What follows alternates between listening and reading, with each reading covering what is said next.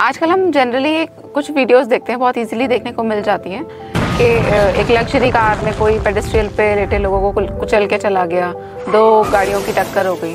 तो ये negligence act में आता है या क्या क्या केसेस लगते हैं ऐसे में? कोई ऐसा केस होता है जिसके अंदर कोई डेथ किसी की इन्वॉल्व है रोड एक्सीडेंट में, या किसी को हर्ट है, किसी को ग्रीवियस हर्ट है, तो कोर्ट्स का एक सिंपल स्टैट्यूट जो है, लॉ है, वो 2-3 चीज़ें देखते हैं, जिसमें जो सबसे बड़ा जो फैक्टर है वो रैशनेस और नेग्लिजेंस है। तो कोर्ट ये असरटेन करती है कि जिस एक्ट से किसी की को चोट लगी है, किसी को ग्रीवियस हर्ट है, किसी की नुकसान हो गया है या किसी का कोई डैमेज है, तो उस चीज़ को देखने के लिए कोर्ट ये असरटेन करती है कि वो जो एक्ट था, whether that specific act was done in rashness और was done in a manner which is negligent. Difference क्या होता है नेग्लिजेंस में और इंटेंशनली रैशनली करे हुए? ये रैशनेस में और नेग्लिजेंस में, जैसे मैं आपको एक छोटा सा एग्जांपल देता हूँ।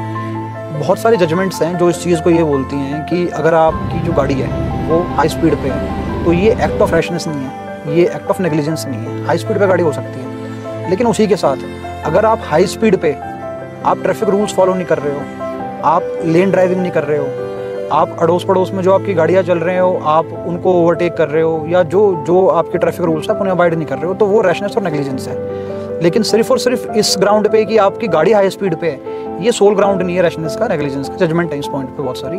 तो ये बेसिक फर्क है रैशनेस में, नेग्लिजेंस में, और एक ऐसे एक्ट में जो कि रैशनेस और नेग्लिजेंस की कैटेगरी में नहीं आता। तो इस चीज़ को कोर्ट से देखती है जी।